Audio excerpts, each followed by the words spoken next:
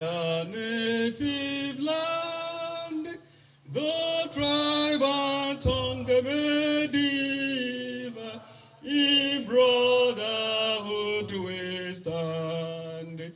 Nigerians and are proud to serve a sovereign motherland. The Polytechnic Anthem. The Federal Polytechnic Oloyo, first and the best in excellence. We provide manpower for the nation's progress, citadel of knowledge and character, dignity and wisdom. Great, happy, and great in technology. Our the steps towards development for marvelous achievement and unending breakthroughs. FBI fountain of love and delight, the spring of peace and the nation's hope, bedrock of excellent innovations, God's creations for a new dawn, discipline and honesty, great, happy, and great in technology. Our the steps towards development for marvelous achievement and unending breakthroughs. Thank you very much. The third Raheem Adisa Oloyo Annual Memorial Lecture at the Federal Polytechnic Oloyo brought together top management staff, former top executives of the institution, the immediate and extended family members of late Dr. Raheem Adisa Oloyo, the fourth rector of the institution. The incumbent rector, Dr. Mukail Akinde, noted that the annual event was instituted to honor the former administrator and academic described as the father of the modern-day FPI. He remarked that Dr. Oloyo single-handedly developed the master and strategic plans for the institution, which now gave rise to the massive development being witnessed. He was the one that mentored all of us into academic, the world of paper writing. Immediately he became director, I remember very well that he singularly handled the seminar on how to publish academic paper.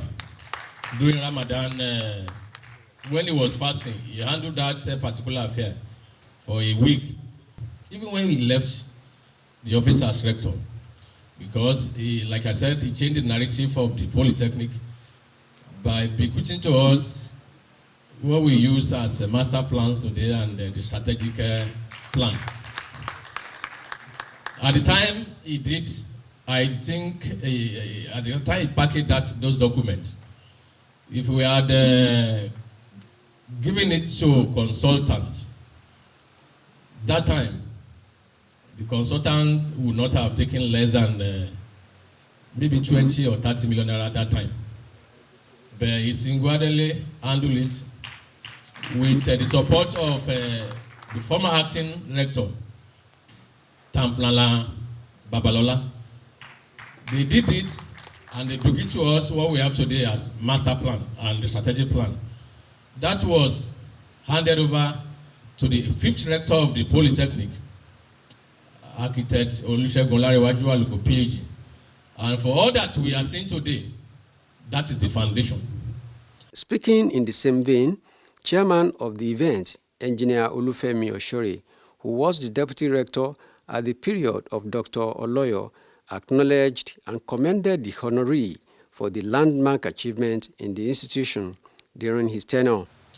Indeed, he came on board when no one was willing to stick out his neck to assume the leadership of the Polytechnic, as the prevailing environment on campus then was nothing to write home about. Prior to this time, he was the acting rector.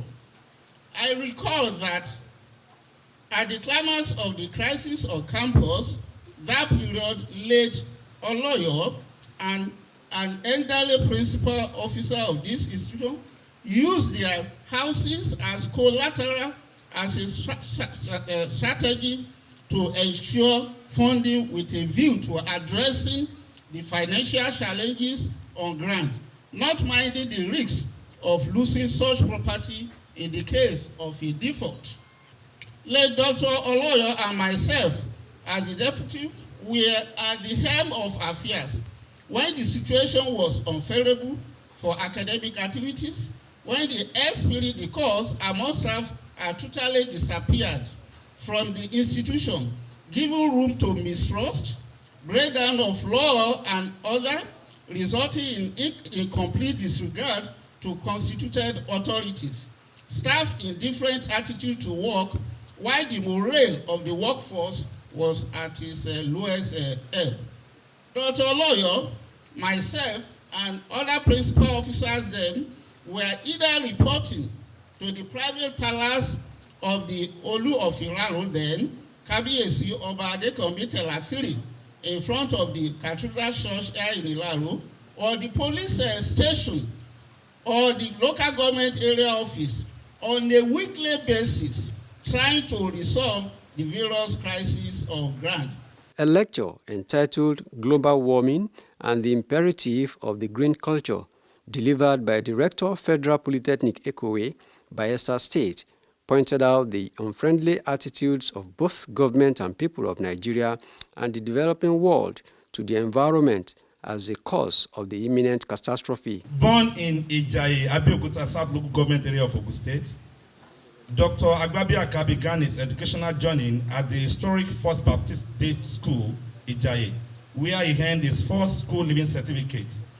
He proceeded to the prestigious Lishabi Grammar School, Abeokuta, where he obtained the West African School Certificate and later gained admission to the Federal University of Technology, Akure, where he graduated with a Bachelor of Agric Technology in Fisheries and Wildlife.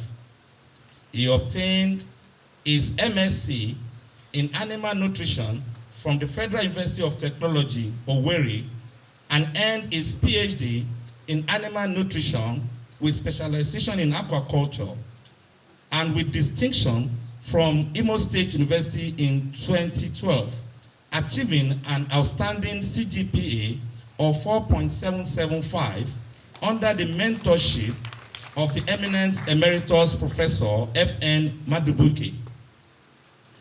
Dr.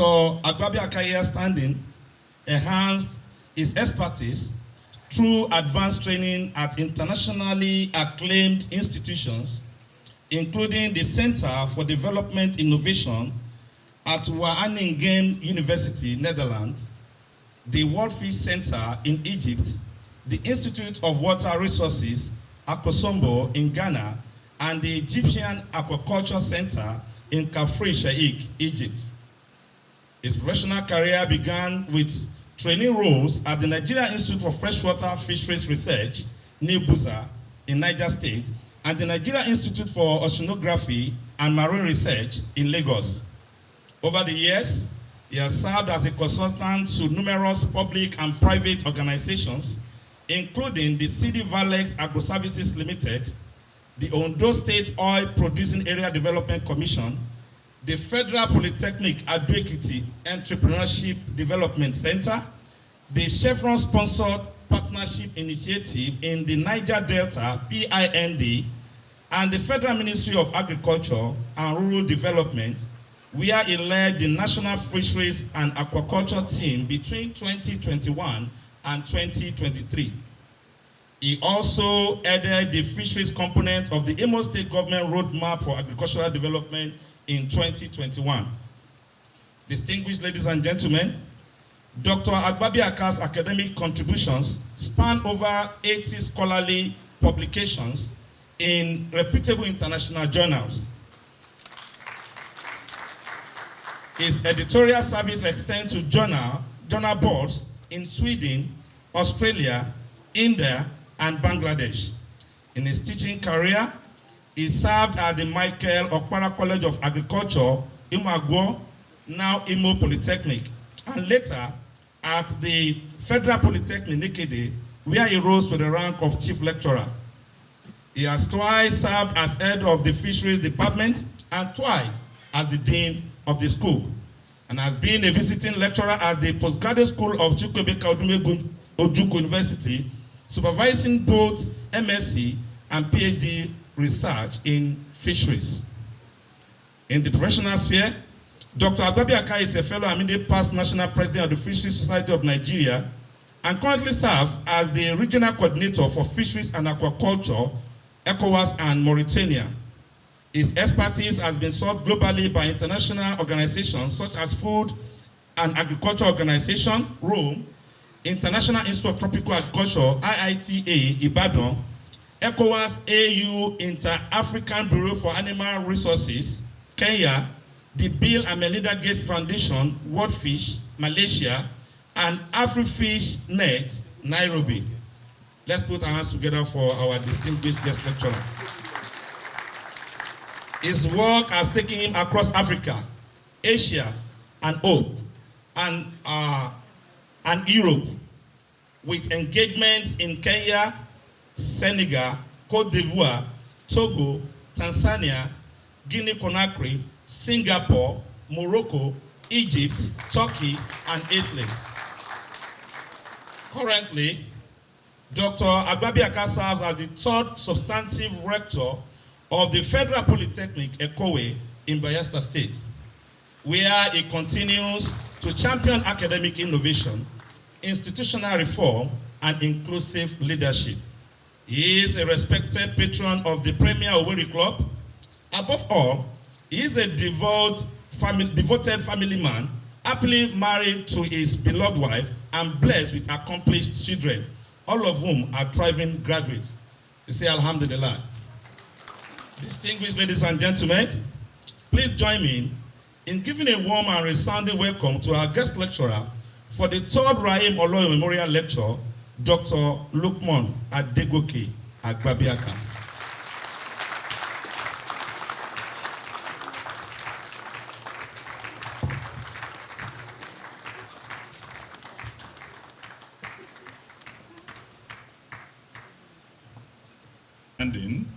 We try to do justice to it so that we have something to take home when we finish this lecture.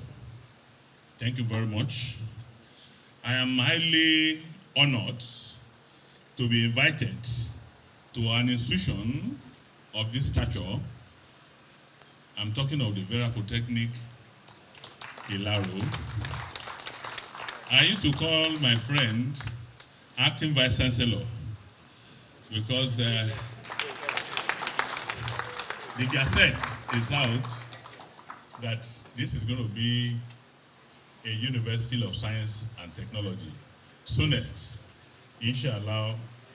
And from what I've heard from the chairman of the occasion, I'm highly inspired, and I'm telling you here that I volunteer myself henceforth for the development of agric faculty as and welfare. I want to tell us today that there's hope. What we just need to do is to change our thinking, to change our behavior, and probably reset our goals as a society. I will not try to be very academic. I want all of us, whether we're in the classroom or not, to understand what we mean by global warming. It's just the recent, it's about a decade ago, we started experiencing this globally. That is the consistent increase in the atmospheric temperature within us. And all of us knew what we're talking about. For some times now, especially from December to January, even when you take your bath, it's a problem. After about 20, 30 minutes, you are sweating again. And this global warming too, we've been hearing about wildfire. Recently, some of us who watch the cable, there's a problem in California now with wildfire. It's happening other places too. In our own country here, we knew what happened in Mokwa recently. 2 years ago, it was Lokoja. Olam's farm, the rice farm, was all perished. And recently, the Ikorodu, axis of Ijede, and the rest, there's still crisis. So the ice land, which we call the glacier, they are melting. The water surface is increasing. Our attitude too is a problem. So how do we go about this? These are the things we are going to discuss here today. Activities in Nigeria are part of the problem we're talking about. Let me give instance here in Nigeria, or in Ogun State, where all of us are residing. We have 2 cement factories here, one at Ibeshe, one at Ewekoro here. I don't know how many of us that knew how many temperature it will take to convert limestone into lime, which we call calcification. It will take an average of 1,000 degrees centigrade to convert the limestone to calcium oxide, which we call the lime. I'm talking of the limestone when it's so, and all these things were done using what we call the boiler. The boiler is the one that activates the furnace. They emit the gases into the air constantly. As it's happening there, it's happening there. Even the surface of our plants within that area, they are dusty. So their ability to absorb carbon dioxide is impaired. So there's problem of atmospheric pollution in that area. That is number one. Number two, we have a problem too in what we call mining in the water area, which we call oil exploration. I am from Niger Delta. The Niger Delta has almost 1,500, the last data we collected, 1,500 oil spill sites. And what all this oil spill center does is to promote what we call anaerobic degradation. And what does it do? At the end of the day, methane is evolved. This methane too is contributing to the degradation of the air, the ozone layer depletion. It's affecting it. Two, in Nigeria, all of us know what we're talking about, the oil bunkering. And I'm still coming to that on the part of our government. I'm not advocate of Niger Delta militants or all these things, but then there are policies that all of us, I'm happy some law enforcement agents are here, that perhaps when you are looking for solution to some problems, in some cases, our policies are aggravating this problem. And I'll give you an example. In Niger Delta, where crude oil is coming from, most people, the pipeline pass through their grandfather's burial sites, their parlor, and everything. And it's, I need to tell you here that when you are buying fuel in Lagos at 800 naira or Abeokuta, the people who are giving you this fuel, they are buying at 950. So now that's a fundamental question. How does it, the person who is, Yoruba will say, somebody who is under the Oro tree is not seeing it, but those are away. So what these people resorted into doing is illegal refineries, which you call profile. Maybe you've been hearing it. So in Bayelsa alone, they have more than 70 sites. The same thing in Delta, in Rivers, in Akwa Ibom, and the rest. And when you talk of internal security, I'm happy some people are here. If you have sent some people to somewhere for about 10 years, if you chase them here, they are there. If you chase them there, they are here. The question is, why don't you, because they need fuel to run their generator, they need diesel to run their own welding farm, fabrication and all these things there, but they have no access to all these petroleum products. So they depend on their self-help, and that is what is calling this the pipeline bomb damage, which is causing the spillage. The aquatic environment is polluted, the farmland is polluted, and if you add all these together, it's going to be reduced in food production. So that is one of the problems that is causing this problem of the fossil fuel we're talking about in Nigeria. It's unfortunate that almost 80% of us directly or indirectly generate our power from generators today. Whether it's I pass my neighbor, even a barber will buy a small one which we call I pass my neighbor, and look at the emission from there. Where is it going to? When I was coming, as we are walking here now, I saw your own generator here. Even today, they were talking about how to curtail global warming. Perhaps by the time we are finishing, maybe my friend will liaise with the council. They will reduce the usage of power generation plant here, because all these are problems we are using our hand to create without necessarily knowing we are the architect of the misfortune. The same thing in Nile Delta, for instance.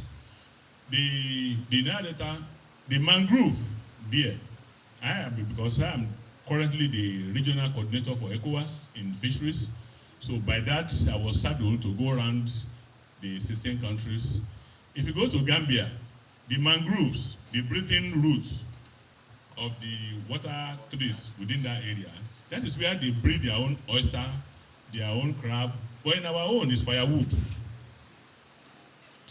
So they cut it for firewood. We don't blame them. I went to a place in Ilaje, they call it Aitoro, when I was consulting for Osopade. You will pity them. Half of the community has been taken over by the sea, as I'm talking now.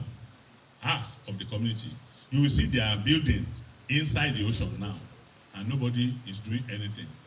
So all these problems are problems we can take care of if there is proper planning, which we are still coming to as we are going. Now, I'm talking about that data. If we have all these trees there, they use carbon dioxide to prepare their own food. And if all of us who are here, and some of us who are our seniors, yesterday, some of us who were in school in the 70s, there's no primary school and secondary school without garden. We have what we call home gardens yesterday. We have plants there. But today, even our homes, we don't put grasses again. It's interlocking stamp. So all these things are problems we are creating for ourselves. Unfortunately, our roof today is metro tiles, black. Yes, it's a fun. Everybody wants to build house now, want metro tiles. I don't know if my good friend, the director, is contributing to that too. I'm a victim because the estate I'm living, that was all of them I put to say, I joined there. So yes, it's unfortunate that even that's what I'm saying, when we come to green culture, we have to reset our thinking, and then we now see how we talk about sustainability for biodiversity and reduce carbon emission. So what we are talking about now in coastal tourism, in areas like Bayelsa, Bamaturu, in Delta, and the rest, the means of transportation, in Bayelsa, as I'm talking today, they have maximum of 30% land. The rest area are water area. They need to move around. So what do they use? This wooden canoe. So they must cut trees to get their canoe, or else they will remain one place.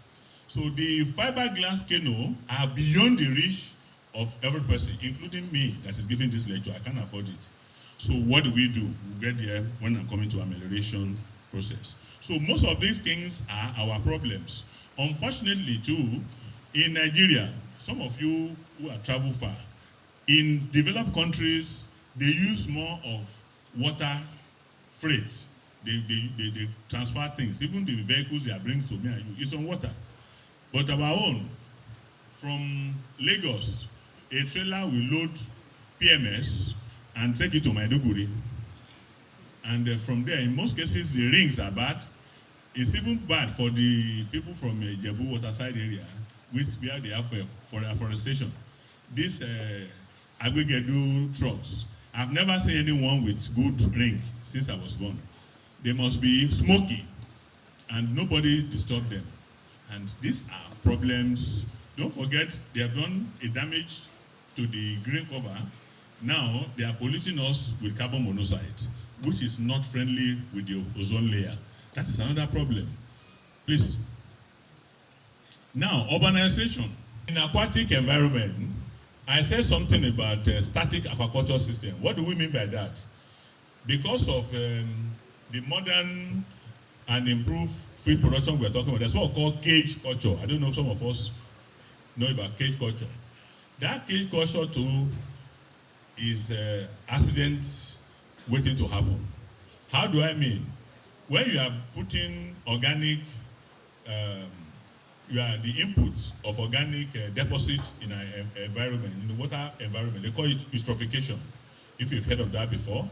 So that food they are putting there for time, there's what we call anaerobic decomposition.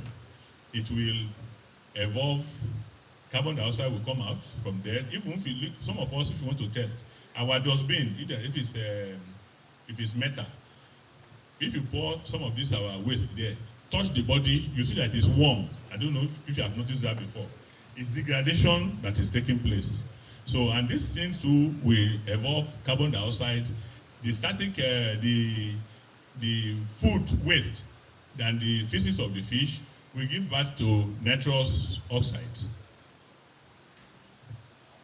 I'm thinking the Federal Ministry of Education and the entire federal government of Nigeria should legislate against the purchase of vehicles that use fossil fuel with immediate effect.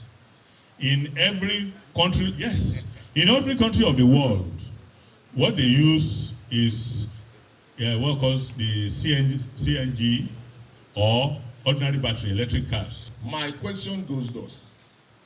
Are there no attendant benefits of blue economy at all? Because in the Western world, they thrive on blue economy as it were. But the presenter, sir, you asked a question. What is the benefit, or do we embrace blue economy as against green economy? I want to know, are there no attendant benefits of blue economy at all? Thank you, sir. The major economic driver in Nigeria is oil. How do we ensure economic sustainability if we decide to push away use of oil and gas for energy in Nigeria as it is, and using eco-friendly energy? That is not at our hands to decide how to harness it. For instance, the lithium used for the solar panel and all that is actually being mined in Nigeria, but we are not in charge of the refining into the solar panels. So the benefit does not come to Nigeria. We pay for what we give to them for free. So how do we ensure economic sustainability if we shift away from oil? That is our major source of income. Thank you. Our mainstay of the economy is oil. And if we go away out of it, how do we survive as a nation? Well, to me, we have not really exploited what we have in terms of deposit of our natural gas. So it's not compulsory we should go into petroleum product alone. The liquefied natural gas we have, even the deposit is more than petroleum product. I'm sure you're aware of that. Then, in Nigeria today, I'm happy the rector is in a committee with Yabatek on technology transfer, what skill. What we are talking about now, next 2 weeks, some of us are going on what we call Tibet technology transfer, and I'm privileged to be among those people. We are going to Denmark to see what they are doing there. How can we have exchange to do the same thing here? Somebody mentioned what you said. If we have cocoa here, and They will take our cocoa and we buy chocolates at higher price. We are doing the service to ourselves. What we are saying now is that anybody who need our stone to make silicon, let them come and produce the silicon here. That's a policy. Are you getting me now, sir? Let them come here and do the thing. We are not going to give you just raw products. Cadbury, till today, Nestle, till today, they don't have cocoa farm. So they have little or no risk. So what do? They give some money to some people to give them in the Oloyo. So to me, our, what do you call it, CNG is abundant in Nigeria here. So if it is, why don't you get engines that are CNG compliant? Are you getting me? Then anybody who need our crude oil, we send to them. After all, the one Dangote is producing, we don't use it here. They are buying in West Coast. So it has not affected our economy. I think I've answered your question. Thank you very much. From the ocean and river, livelihood is not only mining. Fish production is part of it, which is the list, which we are talking about now. So I'm looking at it as a selfish man, as it affects my area. Are you getting me? In other climes, like I said, there's what we call carbon tax. I don't know if you heard of that before. Yes, carbon emission tax. So if there's a penalty for you to be flaring so, and it's enforced, they will not be warming. If you go to Bayelsa, as I'm talking now, it's acid rain. If you go to River State, even in Port Harcourt, some cases when you wake up in the morning, do your nose like this is black. So you can't be making millions and killing millions. So we will not be part of it. Are you getting me, sir? So they are not saying that the mining or refining or oil exploration is, they should do it the way they do it in Amsterdam, is what we are saying. They should do it the way they do it in Kuwait. They should do it the way they do it in Saudi Arabia. That's what we are talking about. They should not see us as people that anything goes. If those people are inhaling clean gas into their nostril, we deserve the same thing in Nigeria. Thank you very much. Have I answered your question?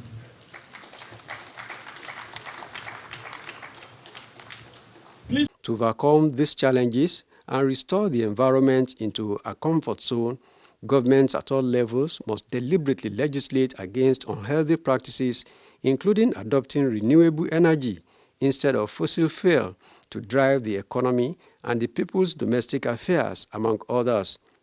4 students who distinguished themselves at their academics were awarded cash prizes at the event.